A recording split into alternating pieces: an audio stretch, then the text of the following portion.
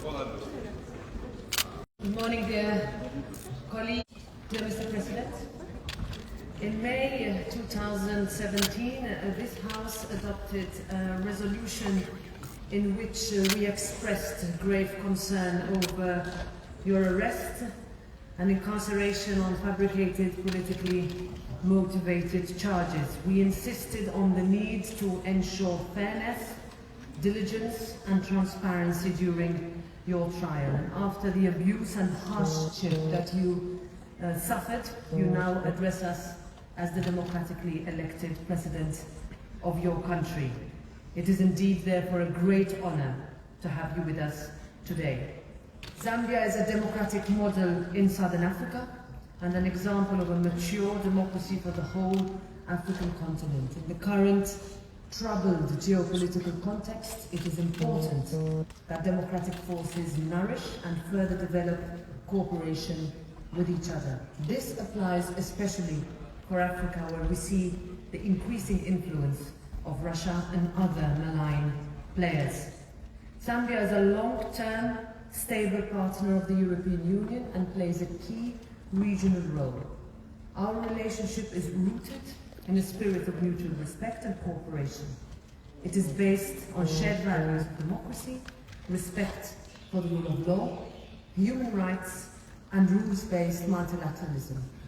We are well aware of the serious economic challenges brought on your country by the pandemic and exacerbated by the increased prices of fuel and fertilizers resulting from the Russian aggression against Ukraine.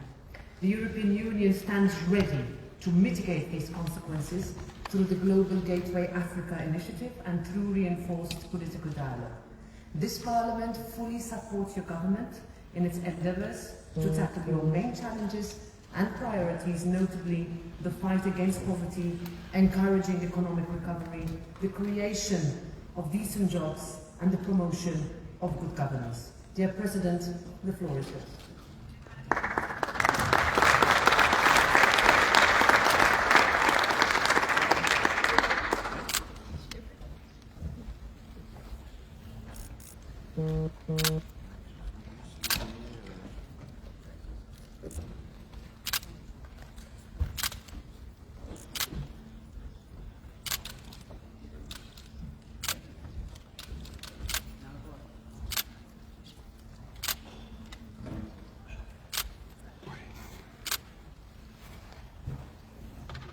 Thank you very much, Your Excellency, MS Robert Nessola, President of the European Union Parliament, honorable members of the European Union Parliament, distinguished ladies and gentlemen, greetings to you all from Zambia.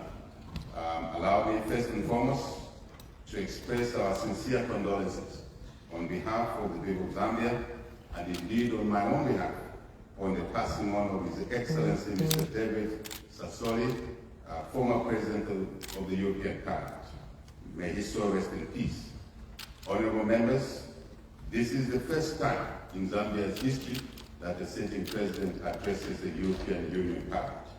And it is a source of great pride for our country that we have been recognized as an exemplary democracy on the African continent and as a key cooperating partner of the European Union.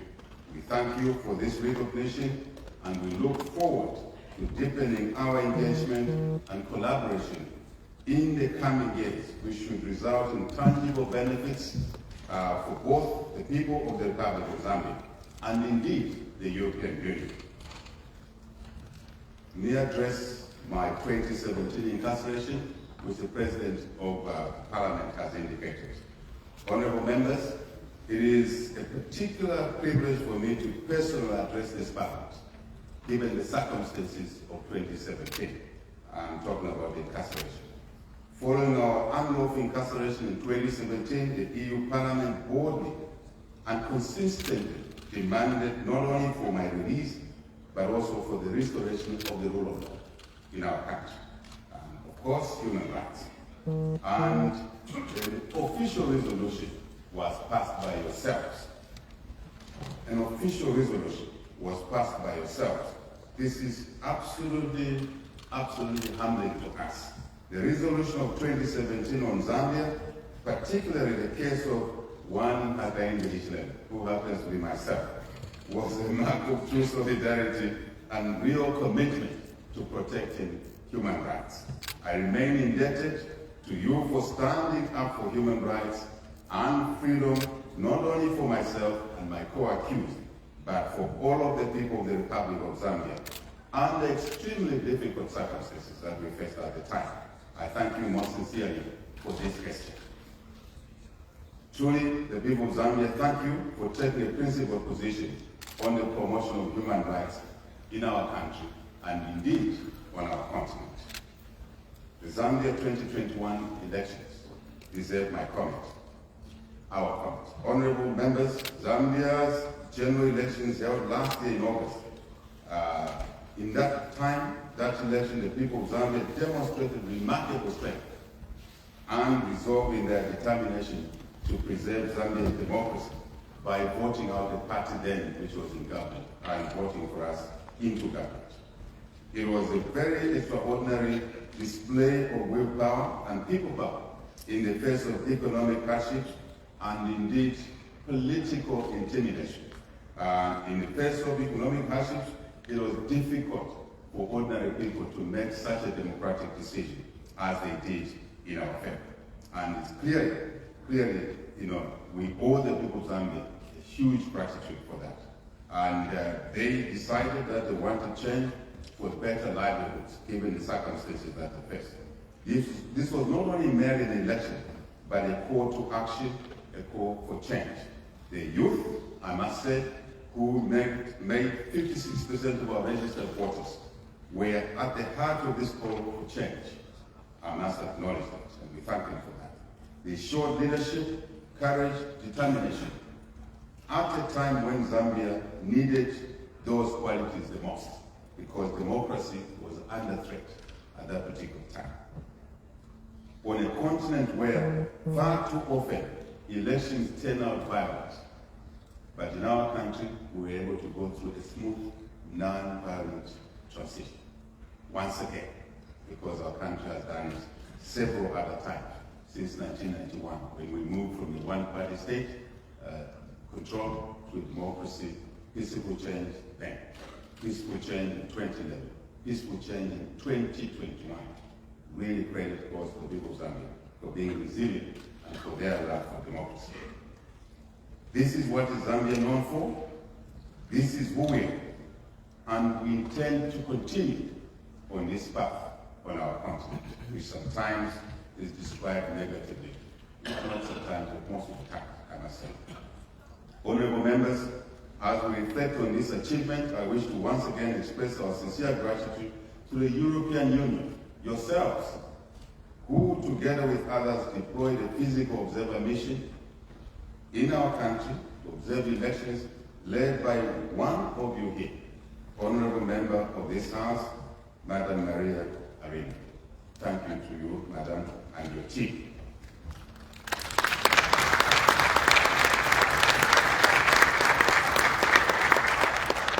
The observer mission was a continuation of the long-standing relationship that we've had with the European Union and a clear demonstration of commitment by yourselves to supporting Zambia's democratic process. Well acknowledged and appreciated. On behalf of the people of Zambia, I wish to place on record our deep sense of gratitude to you in the EU, who once again demonstrated your commitment to working alongside us in our quest for development under difficult circumstances. We thank you for that. We address the issues of human rights, governance, and anti-corruption in our country. Honorable members, in Zambia, we inherited a very difficult situation. And Zambia, at the time of elections, was on the brink of economic collapse, where corruption, excess, and greed of public officials reigned supreme. No one stood in their way. They got what they wanted. Yet, they were supposed to be servants of the people, not to be served, but they chose to be served. So much short-sighted policies were put in place designed to extract maximum benefit for the few at the expense of the many, where the order of the day was basically converting public resources into private hands, really an unacceptable situation. In the Zambia we inherited, freedom of expression, freedom of association, civic participation was attacked. Our democratic institutions designed to ensure checks and balances were compromised, ladies and gentlemen, honorable members of this House, and reduced to mere instruments of dominance for those who held power. Very evident. It is against that backdrop that I stand here to firmly attest that the rule of law, following the changes in our elections in August, the rule of law and respect for human rights are a matter of priority in terms of their restoration. And we did just that. It's one of our major pronouncements after taking office was to indicate to all citizens that community violence, political thuggery was unacceptable. And anyone who engaged in that, from then the ruling party at the time, or from our own party, will be on their own. And that signified the end of community violence. And today, Zambians can move freely at bus stops, at markets, widows, single mothers, training, to take care of their children without violence, which we experienced only 11 months ago. Leadership, in our view, is key in these areas. I must say, Zambia's reputation for peace and democracy is a source of great pride to us, which our administration will continue to protect and safeguard. The peace, stability, and unity of our beloved nation is not up for any negotiation at any cost. And we want to make sure that as we progress managing public affairs, we strengthen institutions so that in future no one comes again with such heavy-handedness. I think it's important for us to draw the line and ensure that such things don't become common in future. We need partners to do that. We were the partners, some of the partners.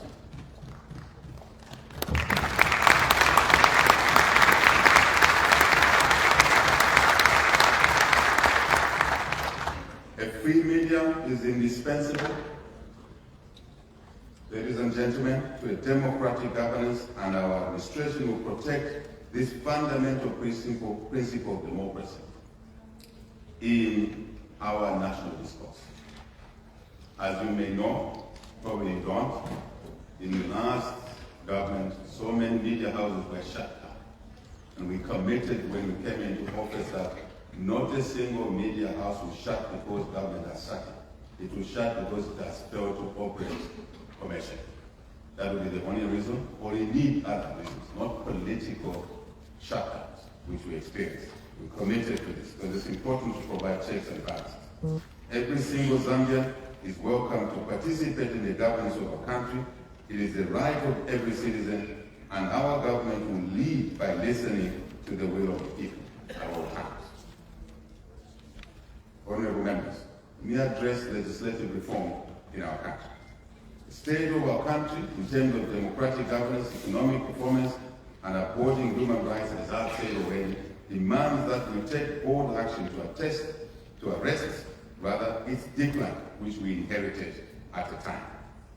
This is why we placed reform at the very top of our agenda.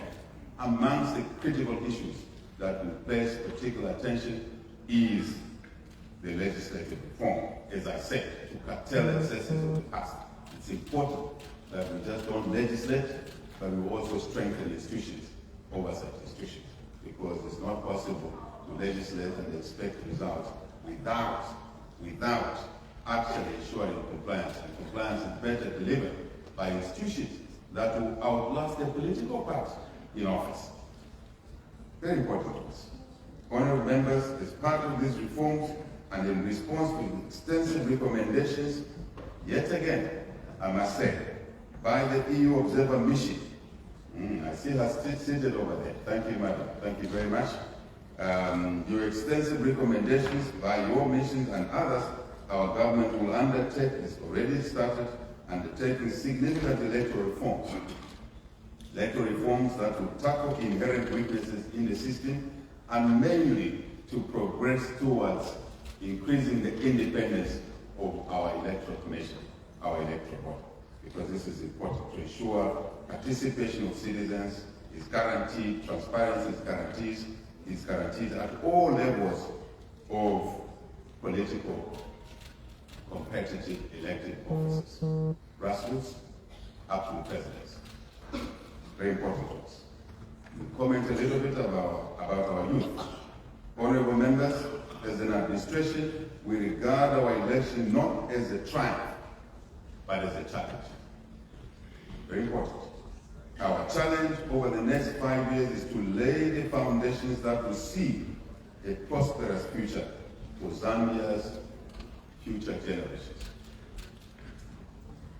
It is important to us that we must and we will tap into and enhance the innovation, wonder of the youth who hold enormous potential in developing new and inventive responses to the challenges that we face as a country.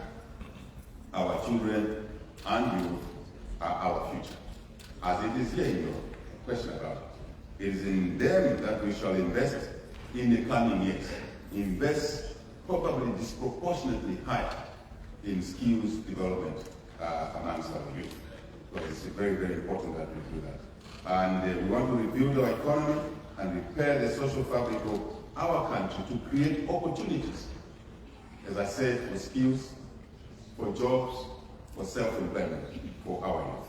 This is why our administration has made primary, ladies and gentlemen, and secondary education completely free. Even in a challenged environment with a restricted treasury, our first budget delivered free education, universal education for all our children, especially children from disadvantaged families and underprivileged families.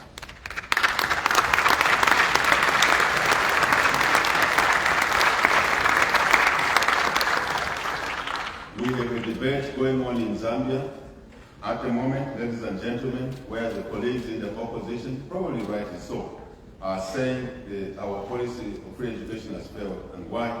Because there's over-enrollment in the classrooms. There are more pupils than ever before the policy was introduced. And we have responded and said, it's a clear demonstration that children were not in school before the free education policy was implemented. Our challenge now is to buy more desks, to build more classroom space, and we are committed to doing that. I think this is the level we see the importance of the youth and truly retooling the youth for their future development. Ladies and gentlemen, coupled with the free education, we have also increased what we call Constituent Development Fund to basically decentralize resource allocation to match the local priorities of our people in the constituencies, all of the constituencies across the country. And then they will decide what is the priority for development for them. And this government, our government, has allocated resources to allow them to implement those developmental priorities that they decided upon. Never happened before. Never happened before. Just to give you a contrast, 11 months ago, the Constituent Development Fund in our local currency was 1.6 million pounds. Now, in our first budget, we've increased this to 25.7 million pounds, close to $1.6 million per constituency, to be decided by the local people. It's fundamental. You may not see it that way here because we're a bigger economy, but it's basically life-changing in our country. Let me comment a little bit on our economy and Zambia-EU cooperation. It's very important that we comment on this. Honorable members, the performance of the Zambian economy over the last decade has been on a downward trajectory. The rising cost of basic commodities, the order of the day, cost of fuel, inflation, poor economic policies, as I mentioned earlier, they basically left our economy on its knees before we took office. Our country, yet with so much wealth in terms of potential, was reduced to abject poverty. Our people were reduced to abject poverty. This is unacceptable 58 years after independence. Repairing, therefore, restoring and reviving our economy will therefore be the main marker of our government's performance. That will be the main marker. As the government, we want to make sure that our people are considered first as public servants, which you are yourself in this part. Our people come first. They are to serve, not to be served by them. A clear contrast from the previous regime. This is our priority and the bedrock upon which we want to develop policies around. This is a change that drove us to be ushered into office. And this is it. That's what we have to work with. We are committed to becoming a more productive and industrious country over the years to come. Zambia has a lot of capacity to produce quality goods and services for the EU and other regional and global markets. We therefore seek favorable trade and investment relationship with yourself and Europe for mutual benefit. Very important to us. Small, medium enterprises are crucial to us. In this regard, we want to make sure that these become part of the building blocks for our economic revival going forward. We look to you, our partners. I shall repeat this. We look to you, our partners, to work with us to establish financial assistance packages that aid research, development, technology, and skills that will create new and sustainable Zambian small, medium enterprises. We look to working with you as the EU to help us to improve access to credit for SMEs through initiatives such as the Global Investment Package, which will lead to increased industrialization, agricultural production, manufacturing, trade, and sustainable energy sources for our SMEs. This is the surest and most sustainable way of creating meaningful employment and, of course, diversifying our economy. We are encouraged by the first ever, ladies and gentlemen, we are encouraged by the first ever Zambia-EU Economic Forum, which we recently held in Lusaka under the theme Economic Transformation through Green Growth. We're very, very enthused about this occasion, and it was the first of its kind between the EU and Zambia. Very, very encouraging to us. This important engagement, which brought together entrepreneurs, corporate institutions, financial institutions from Europe, obviously working with our own people, our own enterprises in Zambia, very, very highly appreciated. And we expect that it will become an annual event going forward, because we must institutionalize this, we must ensure continuity of the progress that we make. This is in line with our recognition of the private sector as a key driver of our economy, of course with government support. This crucial part of our government's effort to repair, restore, and revive Zambia's economy is anchored around this issue. Our government wishes to leverage on this initial stage and ensure that the red tape and other barriers are dealt with. Our economy is open for business, ladies and gentlemen. Once more, our economy is open for business. Zambia is back in business. As you would say it in football here, Europe, like Africa, is a love of football. We are back in the Champions League.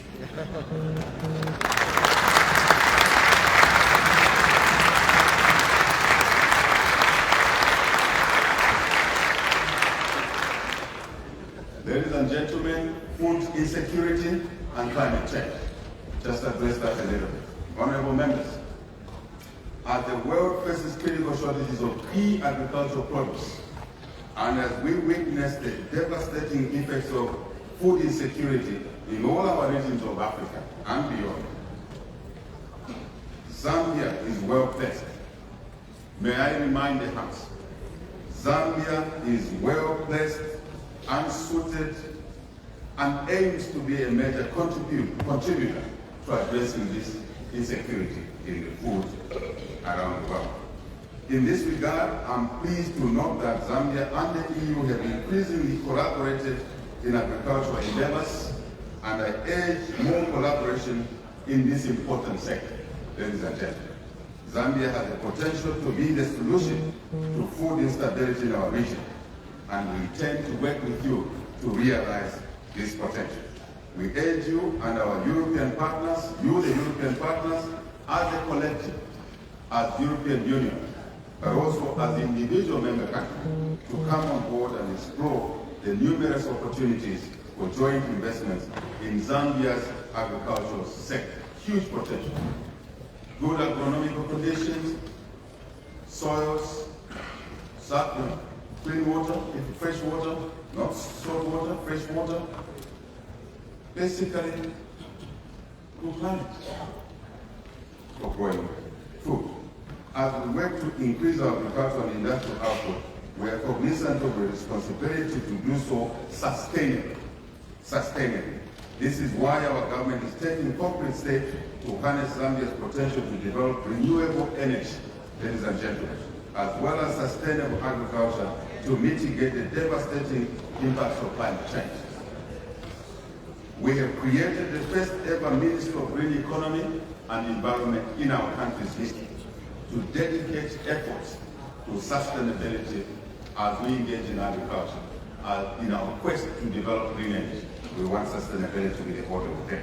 We are keen to leverage on these areas and to create joint investment opportunities between yourselves and ourselves. Honorable members, in pursuit of our economic transformation, we look to cooperating with other partners, you, our partners, European partners, as a whole, as I said, but also as individual countries.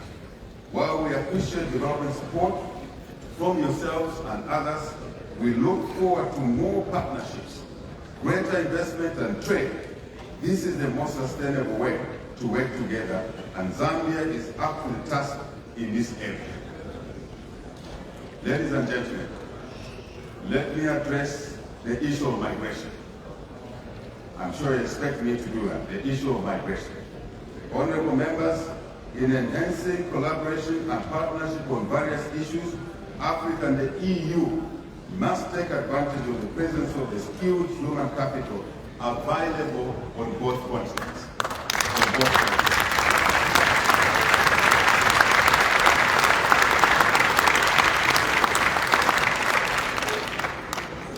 And we're talking about skills from our women. Skills from our women, the skills from our youth who have the energy. These are most desired because they will provide that skilled labor for longer periods of time and help to look after the older skill holders as they retire. I think it's an important equation to look at. So,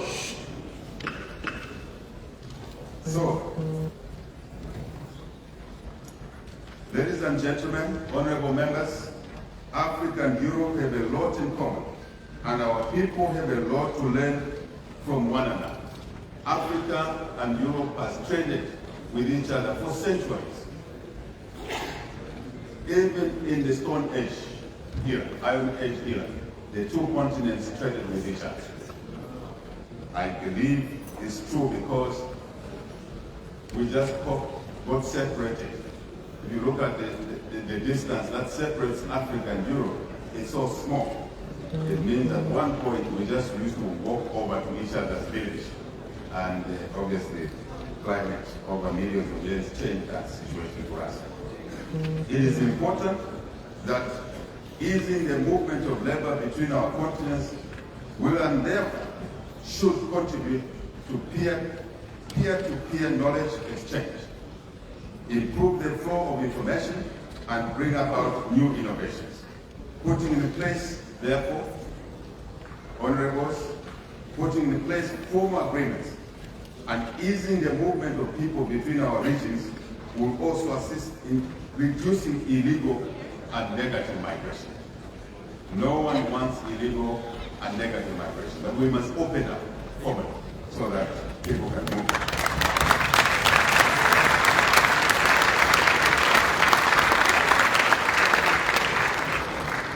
If we can be specific, certainly at the moment between Zambia and Europe and the individual countries, there is more movement of people easy movement of people from your country to our country.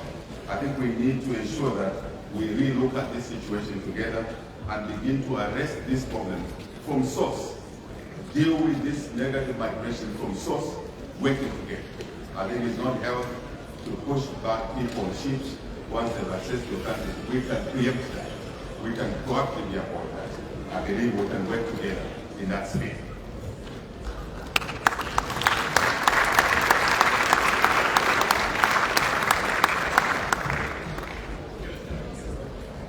Ladies and gentlemen, we stand ready to channel our resources and energies towards achieving the benefits that are ready to be unlocked for our people in collaborating with yourself.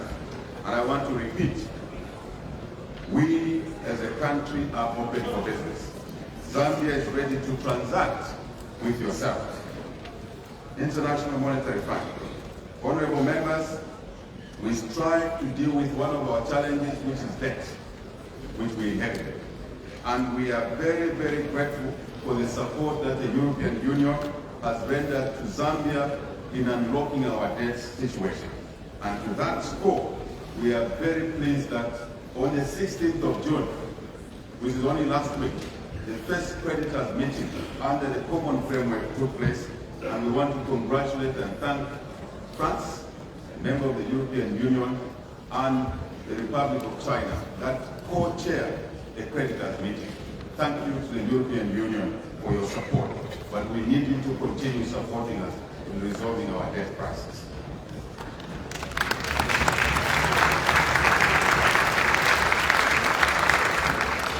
Peace and stability, I'm sure you expect me to address this issue, and I want to address it as well, very quickly. Peace and security. Peace and security, honorable members, Zambia has been a bastion of peace and stability in our region and our continent since independence.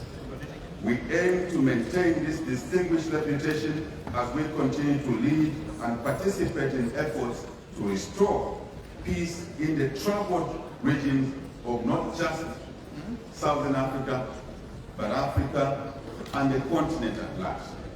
This is extremely important. Zambia remains actively involved in the ongoing operations in the northern part of Mozambique called Cabo Delgado, where there's extremism there. Zambia remains engaged on the issues around the conflict between DRC, Eastern Congo, and Rwanda. It's very important that we remain engaged.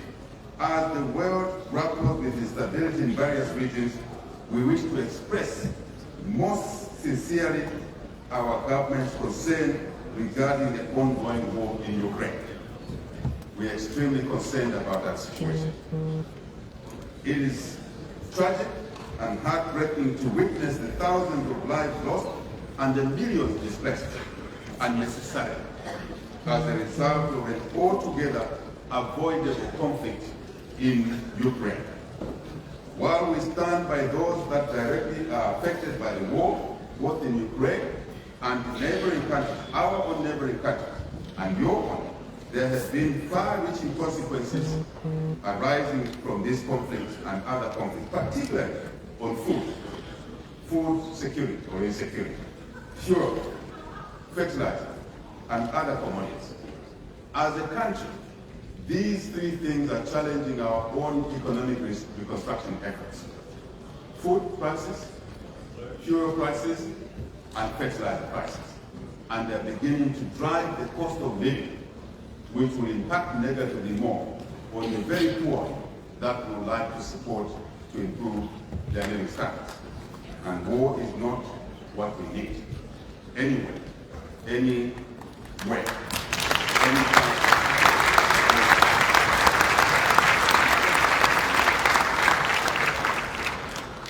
We therefore categorically say no to war in Ukraine and elsewhere.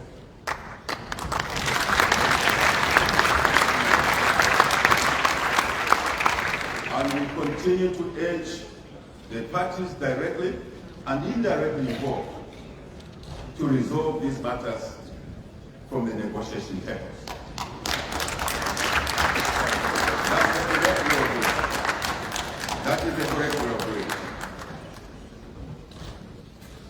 As I stated, ladies and gentlemen, in my maiden address to the African Union Assembly in February this year, and I want to quote myself, then I said, instability anywhere is instability everywhere.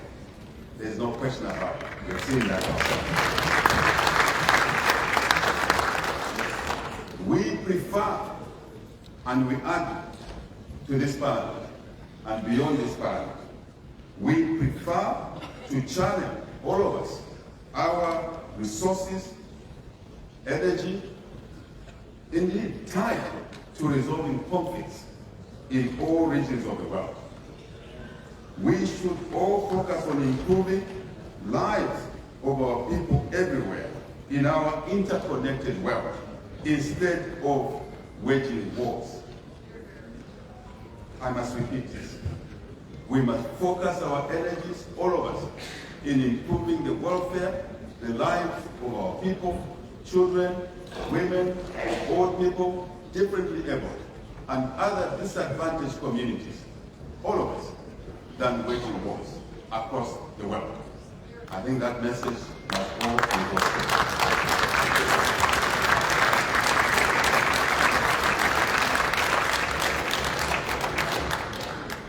Honorable members of the distinguished European Parliament, in conclusion, I wish to express once more profound gratitude for the support that you rendered personally to me in my difficult times and to the people of Zambia during the dark days in our democratic development as a country. Thank you very much for your support.